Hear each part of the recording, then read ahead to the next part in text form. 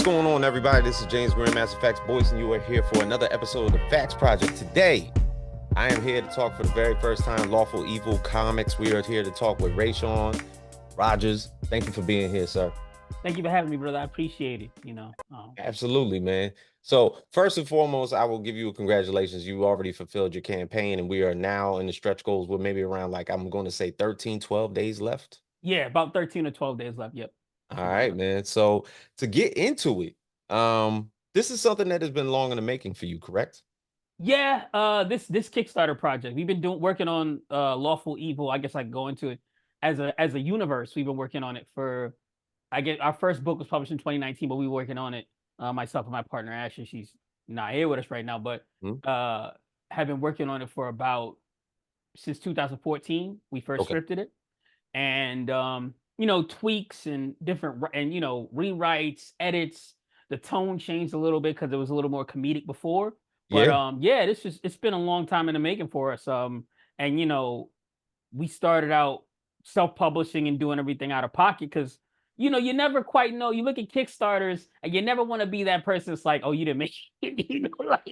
Like we put it out there and people didn't want it. And it's oh man.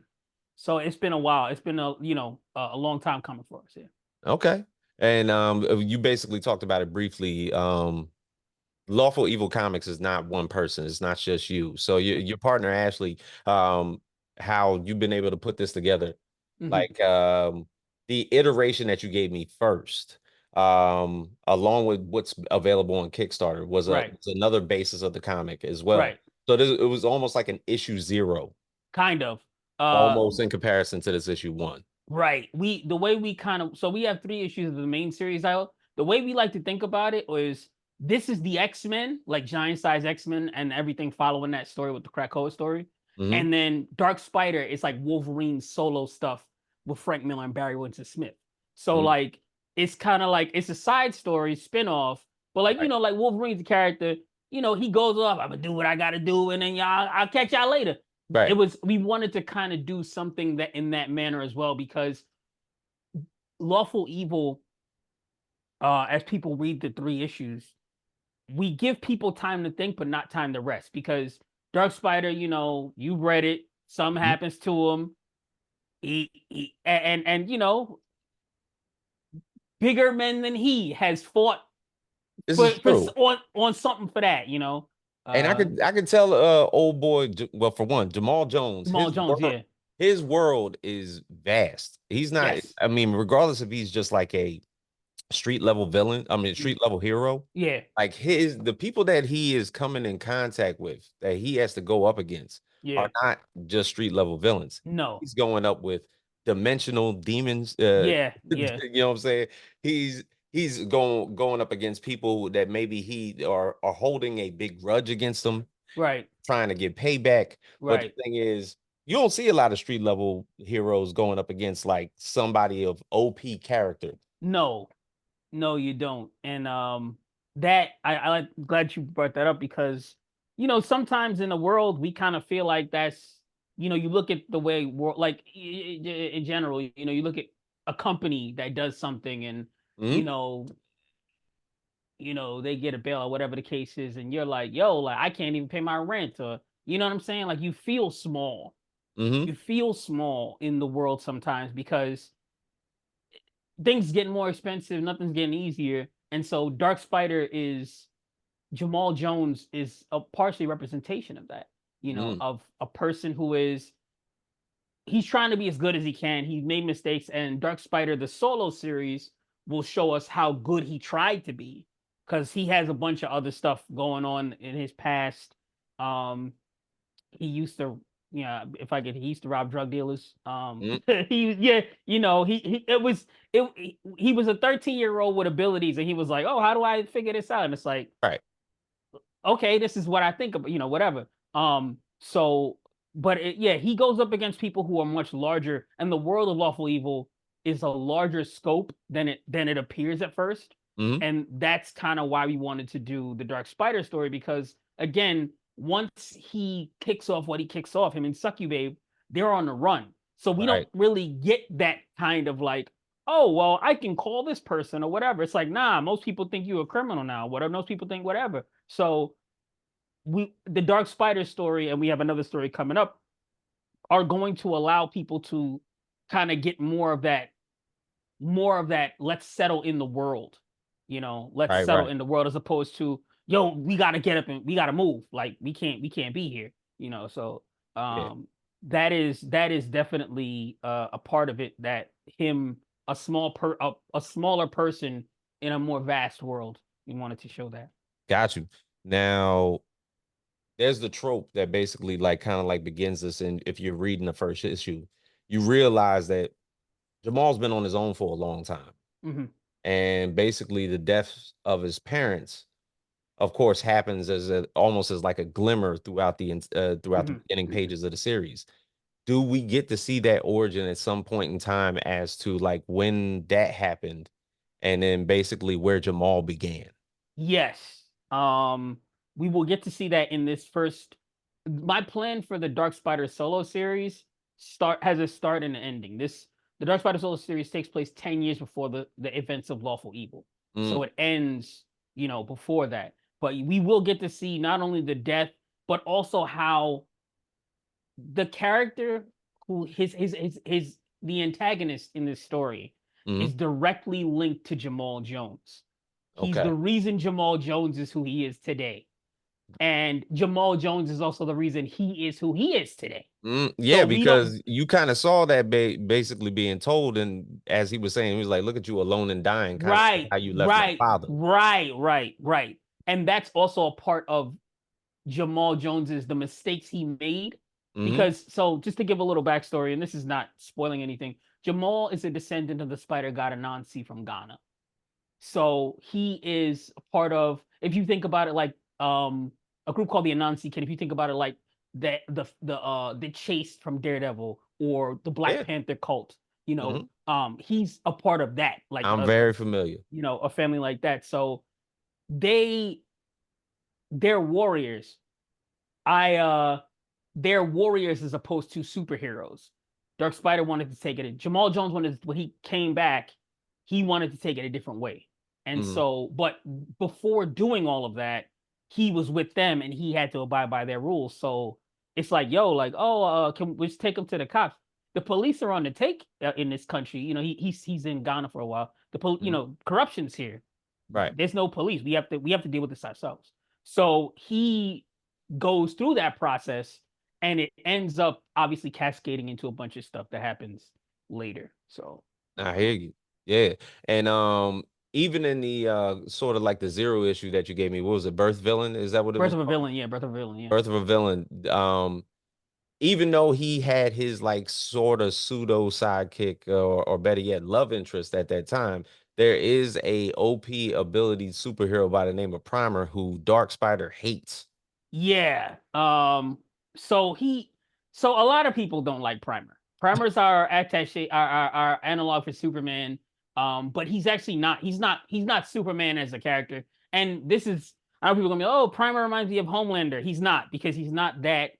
Primer is the dude who Primer's more like Booster Gold than he's anything else. Okay. He was the They're dude like, who, I used to be the shit. yeah, it wasn't even like I used to be the shit. It was like, where I'm from, I'm not the shit, but where I'm at now, I'm the shit. So I'm gonna Oh, take okay, advantage of gotcha. this.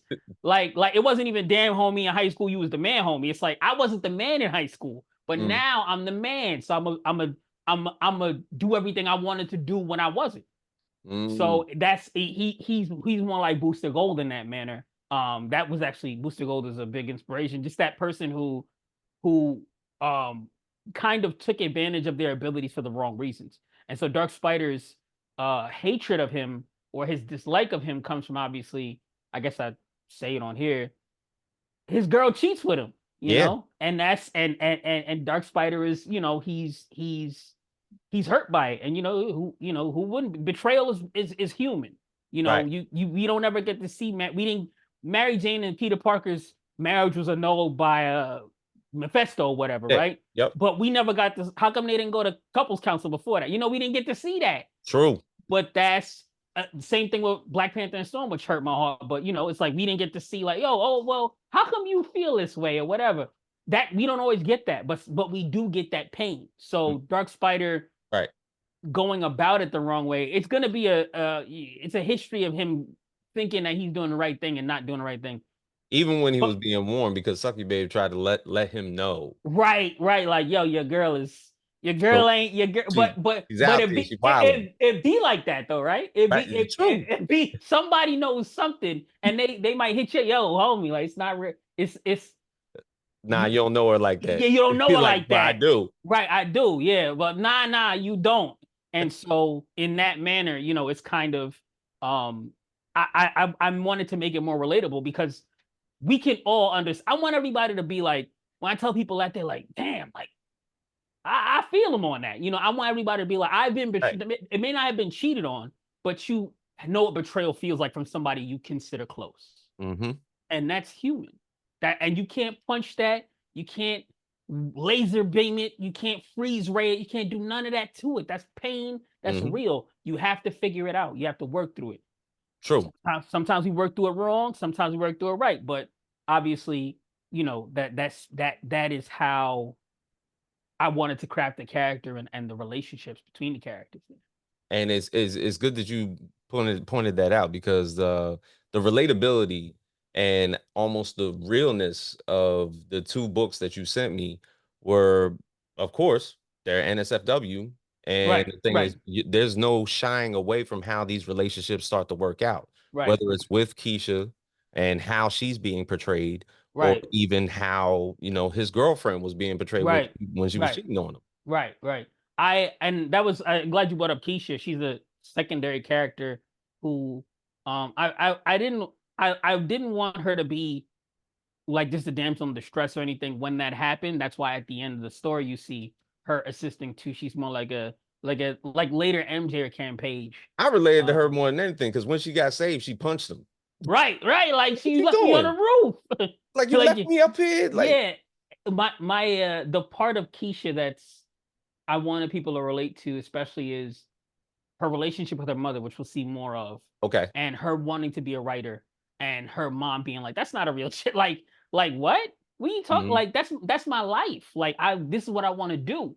Right. And some people, I've met people who are like that. I've dated women who, unfortunately, they had a dream, they want to do something. I was in, but your family's not always they're not always behind you, or they fear for you, I should say. And that's what Vice Principal Woods is. That's what her mother is. She fears more for her daughter. Like, Mhm. yo, like how you gonna eat? How and especially like being a black woman, we always I feel like black folks, if I can bring it to that, sometimes we always be worried about like, yo, is this gonna make enough money? I remember when I was going to school Yeah. for writing, and people was like, oh, you should get into this, you should do that. And it's like, because how you gonna make money off of that? And it's like it brings you pause because you have to think about, like, this is my dream, but people gonna always be like, yo, I'm worried for you. How you gonna eat? So Right. you Now, know, look, what my man Fredro saying, Sunset Park. You can't eat books, mom. right, You right, can't eat right, books, bro. right, right, right, right. You know what I'm So saying? So, like, even outside of that, like, I guess the way that you brought this about, you described it as an impractical thought that became an undeniable idea. yeah. Now, you talked about working on this since 2014. Who basically did you like bring this to the forefront and just like lay out in front of them exactly what the details of Dark Spider was? And maybe those were the people that channeled everything for you to be like, I can do this. Um. So after we had done our Lawful Evils, the Lawful Evil team books, I had brought it to Ashley, to my partner. She, we have a we went to college together. We've known each other for a long time. Okay. And so we bounce ideas off each other all the time. And I brought it to her, and I was like, I want to tell this story, and this is what I want to do with this story. And I brought it to her, and through conversations, she was the first editor, also the alpha reader. We went through and was like, okay, this is too fast. This is moving too fast. Because the script originally was like shorter, and it was just like a runaway train almost. It was like a Yeah. fight scene all the way through Right. from It was page just one to page. Yeah. one long running fight scene. Hmm. And so she was like, "You need to slow down. You need to slow this down. Let this breathe. This here. Go more into this. We want to see more of this. We want to see more of what makes this person tick. Why do they feel this way?" And so she really helped me refine it, and also, but it was never, I don't think this is a good idea.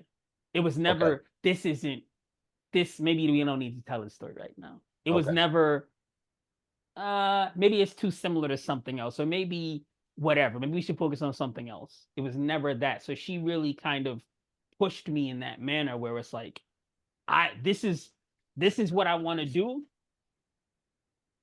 Help me, help me flatten this out. Help me smooth this out. Help me Right. make it less, help me carve this rock into a statue. Hmm. And so she was the one who really, I feel like, really helped me in that manner, uh believe more in this, believe Hmm. more in the ability to tell this story, because I wrote it myself. The other stories, the Lawful Evil stuff, she and I wrote together, like Abner and Lanning kind of duo. But Hmm. this one, it was like, you think about it like, dang, like what if I'm the weak link of the writing? Like I was thinking that, like, I'm writing and I'm like, dang, what if I'm the one that's not really that good? Or, and Oh it doesn't man. always have to be that. True. Both could be good, but like when you come from working with someone and then go to working on your own Yeah. with a similar property, with the property that's similar, it's like, okay, now this is where the rubber meets the road. And she never made me feel like, oh no, we should just keep trying to, because you're not strong enough or whatever. It was always, I believe in this. I like this story. This is enjoyable. Do it. And I feel that. Especially in this world of indie comics, I feel like the Mhm, art of collaboration, depending on who's putting the story together, is always a need for, at least not if there's co-creation that's happening, or mhm. even the part of mentorship Yeah, that more than likely happens. So much to say, because the editor for this book happens to be somebody I know incredibly well in the indie comic community. that's the Greg, big homie. Greg Anderson, Alicia. Yeah, yeah, that's the When homie. you mentioned Anansi, I was like, okay, Yeah. it's So Nana so and everything like that. so So how did so that come about? so he and I had met, gosh, years ago. I had been off and on Facebook. I'm not a social media guy so much, but I Hmm. had started a Facebook group called Black Comic Creators some time ago. I'm not the admin anymore because I just Facebook social media is a lot for me. Hmm. But I think I met him there, and we also had a mutual friend, Robert Garrett, bless the dead. Um, he had created a number of comics, and we I had met through him, Hmm. met Greg through him. And I also worked at Forbidden Planet Comics in the city, in Yeah. New York City, and his books were on sale there. And so I was like, oh, and I'm a big fan. A lot of everything I write is heavily entrenched in, whether it be African diasporic history in Hmm. some by some degree. Based on the So, mythologies. right, based in the mythology. Mhm. So when I saw that book, I was like, oh crap. And then, oh, I remember how it worked. I bought the book when I was working at Forbidden Planet. Okay. I was reading the book on the train. Somebody took a picture on it and tagged him, and I was like, "Y'all not gonna tag me?" And that's how we met. Somebody took a picture, like, "Oh, yo, he's reading this Nana," and I'm like, "Y'all could have tagged me." I don't even know where I saw it on my feed, and Hmm. I was like, "Oh crap!" Like it was just wild. Um, Greg's always had my respect. I used to do reviews myself, and I had said that I felt like Isnana was like a modern day Sandman in Oh yeah. terms of the mythology that in terms of the stories that it's telling, and just the different directions you can take in it because of this immortal character. Hmm. Um, I had I had thought about the idea of Anansi before I had read Isnana, because it was there were two reasons. One, because I had only seen the character mentioned once, and that was in Static Shock, Yeah. like in comics. Right. And two, I felt like because I grew up, my mom used to read like fables, like the diasporic fables, like Anansi's tales and stuff. Hmm. And I felt like as a character, as a uh entity in mythology, he was a more easily accessible, like because you had heard the name before. Yeah. He was not unknown. And I also like the fact that a lot of his stories were like, lessons. It was a Yeah. morality tale, either he's teaching somebody a lesson or somebody he's learning a lesson from, Hmm. I don't do this wrong, don't do this, so I kind of moved with that character, with that idea in mind, because he was so visible. But we Greg and I had talked about, crossover, but he does stuff that everybody can read, and I do stuff that only grown-ups can read. So it's kind, it's hard. It's hard, Hmm. it's hard. So it's kind of one of those things where it's like, and we love each other's work. We love each other's work, but it's like it's really like it's hard to, you read that one and then say, "Oh, read Dark Spider, or read Lawful Evil," and it's like, "Oh, like, can I buy this for my, like, I saw your character was in it's Nana. Can I buy your character comics for my kid?" And like, no, you, no, you No, you can't. can't. I don't want you to, be like, nobody told me. No, so Right. but we talked about it, and there's, some tangential connection. Obviously, Anansi. Obviously, if Anansi can have a bunch of kids, then all his kids and their Hmm. their descendants are related somehow. So it's Right. somewhere in the ether there. And the thing is, I come to wonder that, the pitch aspect, to where if you're selling your books, the accessibility is always like a convention, of Hmm. course. So imagine the ability to basically harness your books in order for them to pitch, even if they are an NSFW Right. material. Yeah.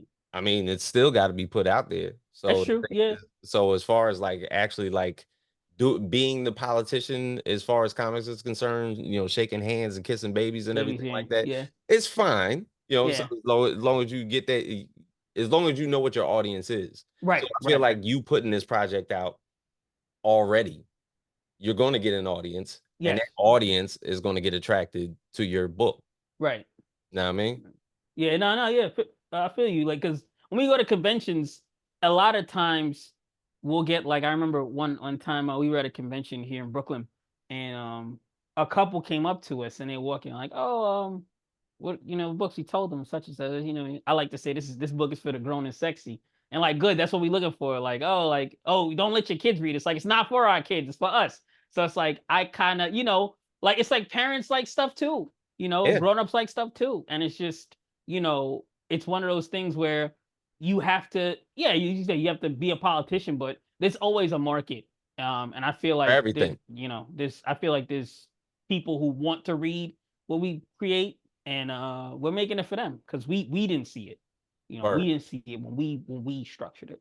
So So the ultimate cliffhanger that happens at the end of this first issue, yeah. when we're talking about basically Jamal and Keisha finally just like having this time together. She still doesn't know who he is, even though Right. he is like passed out on the floor. Right. So Right. she could literally take the secret identity right then Right. and there.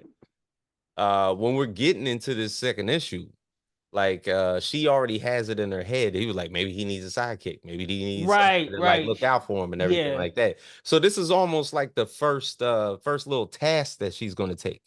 Almost. Yeah. Yeah. Yeah. So when we're getting into the second book, for one, we still don't know the name of the villain that jumped him on that roof. Yeah, we're not gonna know. And actually, shout out to Greg for that, because That's I was yeah. I I was should like, the way that he's not revealing this shit, this makes you want to get the other one. yeah, Yeah, yeah. That him being originally, he was gonna be talking and everything, and all that stuff, and I was talking to Greg and some other people, and he was like, don't villains always do that. yeah. Villains, they always They talk. tell the And plan. right, right, right. And then when I was told that, I remember a line from Brian Michael Bendis' Daredevil, which I love, which is, supervillains, they want your attention. They don't want to kill you. If somebody wants to kill you, they just come up to you and do it. And I'm Yeah. like, that's what I wanted to capture from this character. And that's what he was about to I just do. want to kill you. I don't care. You don't need to know who I am. You don't need to know none of that. Like, I'm wearing this for myself. Mm-hmm. That's it. And so, um, he spilled a little bit of the beans at the end, and Mm-hmm. but that's kind of like he wanted him to know, like, Yeah, this is like why this I'm is the backstory. this is why I'm doing this. Like, Mhm. I'm gonna kill you, but and in issue 2, we will also see more of that character Right. and the how the little boy became a man Mm, from what his encounter with Jamal Jones, who was also a boy at the time. got you. So it's kind of like, and it brings it to a larger part, if I could go into just a little bit Yep. of, I wanted to talk in this story, this first arc. People always talk about political stuff in comics. I want to talk about cycles of violence. Mhm. I'm from Brooklyn. I'm from East Flatbush. Okay. I I'm not sure where you're from, but I'm sure people who are from different walks of life. Mhm. Some people who was on one side of the street, the other people who's on the other side of the street in terms of how they made their money, Mhm. right? And sometimes when we get, especially as men of color, when we get into those situations, it comes down to respect, and it comes down to money. Mhm. And it comes down to, sometimes that creates cycles of violence that we don't, as if especially if we're born into it, we grow up and we're like, yo, Yeah. like, It's second you're not, nature. yeah, it's just what you do. Mhm. And so I wanted this story to be about, all right, we was kids, but we grown men now. So what we gonna do? Like, how does this work? Like, are Mhm. we gonna just keep, like, if you kill me, then what if I, somebody I know wants to kill, or I have a kid or whatever, whatever it's going. Right. How do we deal with that? And so this first story arc, it's called uh with a vengeance, Right. um the first story arc, and I wanted to talk about that, about how, like, we can't just keep eye for an eye and tooth for a tooth in each other. It just can't be like that. Like, Right. we gotta figure something out. It gotta be a different way to work it. So I also that was the little message in the background, Mhm. low key on it. But that's what I wanted to convey, because that's something, that's something, that's where it's coming from the heart. That's personal to me. Right. Right. So but yeah, no, I want the character, the antagonist, to be mysterious. We'll find out more about him again in issue 2, but it will want to also make us know more about, okay, well, why do you hate this dude so much? Mhm. I want to ramp it in that manner. So I also dug how Jamal basically, of course, his day job is he's a teacher. right, So how he was teaching the students Frankenstein's monster. yes, I'm So glad you caught. Yeah, what was the connotation between that storyline, that book, that particular story, right, and Jamal himself? right. So Mary Shelley, there's a room. I don't know. I heard it when I was in English class, when I was in like middle school or something. I don't know how. I've tried to do research on it to say, like, oh, was this true? Was it not? You hear different stories. Mhm. But the rumor was that Frankenstein's monster, Mary Shelley saw herself as the monster and not Dr. Frankenstein, because her mother died at childbirth and she felt responsible. Right. And so in the story of Dark Spider, we keep seeing his parents killed. Yeah. And he talks about having a recurring dream about them dying in different ways. Because he said, Mhm. oh, they're shattered like glass. That never happened before. His parents were killed protecting him. It Okay. wasn't like, I'm trying to rob them, Bruce Wayne or what. Mhm. He was the target. They protected him. Okay. He feels responsible. If I wasn't here, if I had never been born, if I Mhm. never asked to be here, if I, whatever, he feels responsible for this, because directly, that you see these kids with guns, and I'm not going to spoil what they're about Yeah. or who's there, but in certain places, certain countries, unfortunately, they recruit young boys like that Oh yeah. to and so that happened. So he feels responsible for his parents' death. He has Mhm. survivor's guilt because it's like because he knew what those boys like he was informed about what those boys wanted. They wanted to Ultimately, do. in the end, he feels like he's the monster in this story. Yeah, he feels like he's the cause of those deaths. He Mhm. and there are other deaths again that are linked to, like I said, Yeah. the main villain that Mhm. he's also he's the monster, but he's also Dr. Frankenstein. He Yeah, because he's created a monster creating the for monsters that right, are after him. right. But this villain is also Dr. Frankenstein. It's a kind Mhm. again, it's a cycle. It's a Okay. cycle. It's a cycle. And I want to talk about cycles, about those kind of things. And so I'm hoping people, want to read more because yeah, I'm building that story along. This 10-year journey that Jamal Jones is gonna go on. And again, this is just the first story arc. So it happens in Mhm. like a few weeks. This is like in terms of time, this happens in a few weeks Right. when that first story. But we get to see more of Jamal Jones as a person. And again, I don't say Dark Spider, I say Jamal Jones, because this is who he is. He's Dark Spider, he puts on a mask, but it's Jamal Jones. This is always who Jamal Jones was. And so I want to get when we get into that, the causes, it's gonna be more apparent as to why it's like, oh, okay, Mhm. that Frankenstein's monster and the Frank like, this and this, chicken or the egg or whatever, Right, whatever. right. So, I've noticed, of course, with all the variants and everything that you got in this first issue, shout out this creative team. Yeah, yeah. So I guess first of all, um, Romar Alsamain, he's the main cover artist. Mhm. He did that like Dark Spider jumping into the fray, which is Yeah. exactly what I wanted. That was dope. Shout out to Magic Moon's arts. People are loving their stuff. They had that's the Nikisha uh kind That of Snapchat joint. yeah. That was Ashley's idea. Ashley was like, I want to see like a snap like a thank you for saving me kind of joint, a Mhm. Snapchat type of deal. Shout out to Kubo Arts. He did his thing with the Nikisha with the Dark Spider eating a sandwich because I'm gonna Mhm. actually show more Dark Spider like Just everyday stuff. I be getting hungry during work. So like I eat and it's like, oh, Yeah. when you a superhero, like I'm gonna go get a beef patty or something, let me just get a hot dog, you hungry, you need some energy, right? Right, right, right. So, he come in and she's like, oh, come to my house, thank you for saving me. And then she show up, what I'm saying, like open the Mhm. door, and I appreciate them. I appreciate B Navarro and Jackson Brando for that villain cover. Yeah. Have inspired by the Dark Knight Rises cover where Bane is walking away from Batman's mask that's Mhm. broken. I wanted to show that visceral, like in the beginning at least, at the very for the very most, the villain wins in the first issue. Like, Yeah. I mean, if you Pretty read much. it, he planned everything out well. He wins, and so I wanted to kind of have that as to give people a foreboding sense of how this is going to progress. Mhm. And so yeah, shout out to them. Shout out to Greg. Shout out to Ashley. Shout out to Martin Patron. He's my illustrator. Yep. Really dope. His style's really, really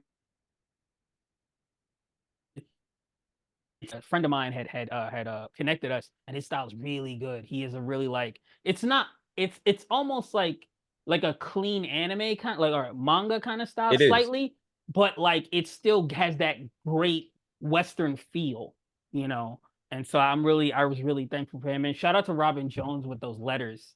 Um, a lot of like the treatments that he did and like Mhm. like there was certain things I was like, yeah, I need it to look like I like we need to know the Dark Spider speaking. We need to know that this person's speaking. We need to know this. And he was like, I got you, basically. And Yeah. he put it together. So yeah, the whole creative team was on point. I'm thankful to have found a lot of them because um, they none of this would have been possible. None of That's this what's would have been up. possible. Man, look, the first issue I'm in for. So Thank you, I'll thank you. definitely be looking forward to the second issue going in. And I'm glad you basically gave me the go ahead to get this interview out of the way, because I wanted to have a chance to speak about it. So Yeah. I appreciate those advanced copies, man. Thank you. Yeah. I'm glad you enjoyed it, man. That's the best thing I can hear is that you enjoyed them and that you Word. want to see more. I mean, that's Oh, absolutely. From this talk now that we done got through, yeah, literally, like as far as like the little like the remembrances of the Mary Shelley vibe and yeah, everything, that turnover, yeah, basically what Keisha might become, basically who that yeah, villain is. yeah, There's there's so much out there. There's a lot of questions after issue 1. yeah. So I'm with it. And Thank you. yeah, so right now, what was it? We got about like 12, 13 days left on the Yep. campaign. And right now you've already fulfilled your campaign, so you're already there. So we are right now in the stretch goals. How many issues are we looking to go into just to finish this first arc? I was thinking about five. Because originally it was gonna be four. I was trying to do like make it, like not too much. But as you realize the story, you need to give the story time to tell itself to be told. Mm-hmm. And so five issues is probably gonna be um probably how this story arc wraps up. And we do have again other stuff coming up featuring other characters, solo stuff that's also as introspective or as deep. And we're moving. Dark Spider occupies a superhero space, Mm-hmm. and we're moving into. We're also branching out into a little bit more horror. Okay. Some gonna be, if you think about, I guess, like a Constantine or like a Hellboy or like Mm-hmm. even like early Spawn or that kind, or the stuff that Rodney Barnes is doing with Philadelphia Philadelphia. comics. Yeah. So yeah, we're moving, and it's not going to be out of nowhere because we do have another main character who is a succubus, obviously, and Mm-hmm. she, like you said, those extra dimensions. She had a life before this, obviously, too. Okay. So we get into that, but it all ties back into the main story. Like, as even the main antagonist is the main villains in the Lawful Evil story Mm-hmm. are almost responsible for almost everything that's going on now, even the main antagonist Mm. in Dark Spider. Right. It's obviously a larger world, so what I wanted to tell that story in that the path of Jamal's life, Mm-hmm. it's been being influenced by all these forces. Mm. And Sucky Babe's life as well has been being influenced. It's just that she's more aware of them. So we'll get more information about it. So But there's almost like a Big Bang theory as far as like something inevitably happened that right, caused everything to reverberate amongst right, this entire world. right, right. And that thing is older in our universe, is older than humanity. Mm. But it ties in again. It all ties in. So we uh we hope you stick around. Oh, Uh, look, I'm in. So I thank you, appreciate that. thank you. Yeah, so definitely looking out for, of course, these last 2 weeks of Lawful Evil Dark Spider 1.